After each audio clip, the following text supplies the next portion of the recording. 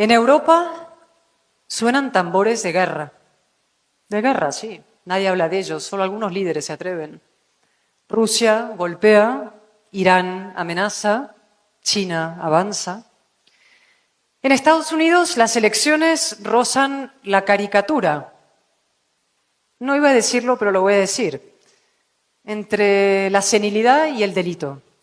En América Latina los viejos flagelos perduran. El caudillismo, la pobreza, la polarización. ¿Y qué decir de España? Eso daría para otra conferencia. Y sin embargo, yo no consigo desanimarme y ustedes tampoco deben hacerlo. Todo lo contrario. El pesimismo es la coartada de los cobardes. La excusa para no hacer nada, quedarse en casa. Total, topa todo mal, ¿no? Y algo mucho peor. El pesimismo es el mejor aliado del populismo y del autoritarismo. La vida al baño María no existe, y mucho menos la militancia democrática, el patriotismo al baño María. Defender la libertad, denunciar el abuso de poder, combatir el crimen y la corrupción, nada de esto puede hacerse sin un alto grado de resistencia, sin conflicto y sin coste. A veces ese coste supera lo más sagrado. Pienso en mi queridísima amiga María Corina Machado, una heroína en Venezuela. En Alexei Navalny, un mártir en Rusia, asesinado por Putin. En el valiente Zelensky, luchando en Ucrania por la democracia, por la libertad de toda Europa. En las mujeres iraníes, ejecutadas por el simple hecho de quitarse el velo y pasear sus melenas al viento. Y pienso también en los cientos, se dice pronto, de políticos mexicanos asesinados en los últimos años por defender sus ideas, sus proyectos distintos.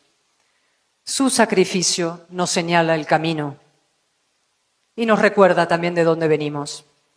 La construcción del orden liberal costó sangre, sudor y lágrimas.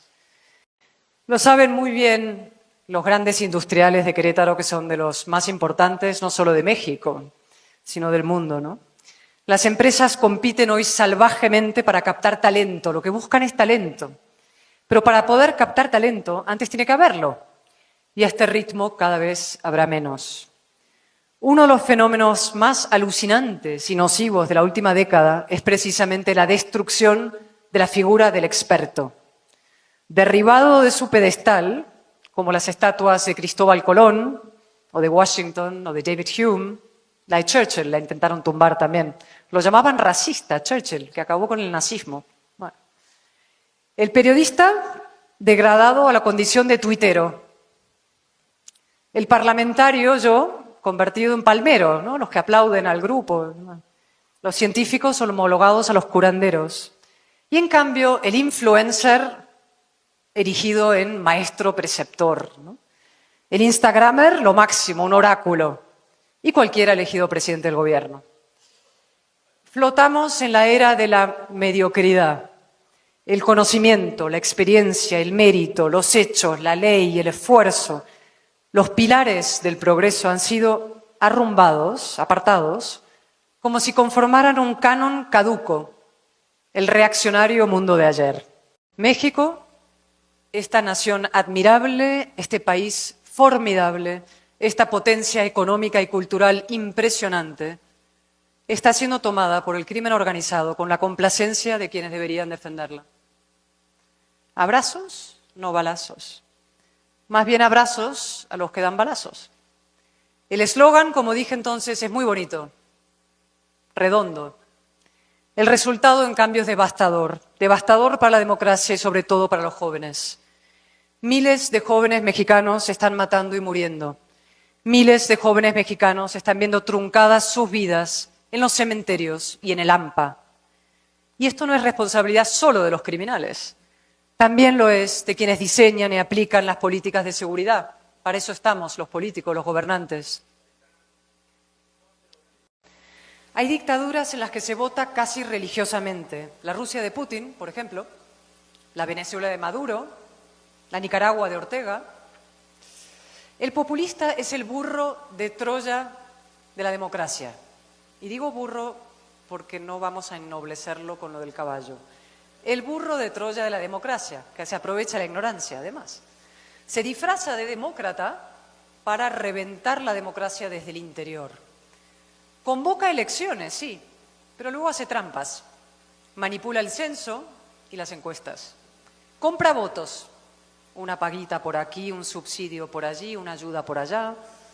Hace campaña a favor de sí mismo, de su marioneta, aunque la ley lo prohíba. Y sobre todo utiliza los recursos del Estado, es decir, los de todos, para sabotear a sus adversarios. El populista tolera que exista algo llamado oposición, algo llamado Congreso, algo llamado Poder Judicial, pero luego los acosa, los doblega y los anula. En una falsa democracia populista hay contrapoderes, sí, pero son de cartón piedra. Hay jueces, sí, pero sirven al gobierno. Hay un Instituto Electoral Nacional, pero el gobierno lo controla o lo intenta controlar. Hay leyes, sí, pero el gobierno las aplica a conveniencia, látigo para el adversario, impunidad para los amigos. Y también hay periodistas, por supuesto. El populista tiene dos pésimas costumbres. La primera consiste en tratar a los ciudadanos como si fueran niños menores de edad, a los que no se les puede decir la verdad, no vaya a ser que no la entiendan, o peor aún, que sí la entiendan y luego no les voten. Esa pésima costumbre se multiplica en los discursos dirigidos a los jóvenes.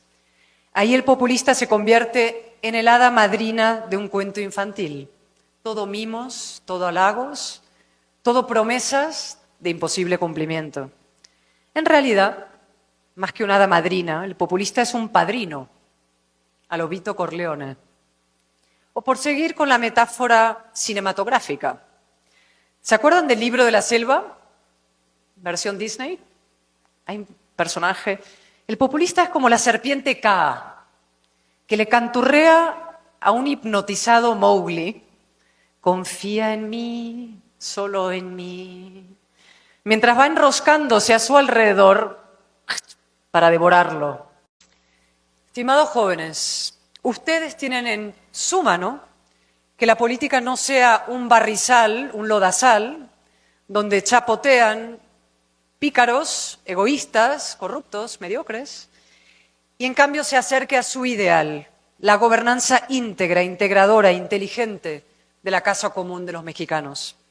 La razón necesita representación y la necesita de forma urgente. Así que despierten, interésense en la política, implíquense en la política, opinen de política, incluso practiquen la política de forma activa o como mínimo pasiva, con la movilización y con el voto.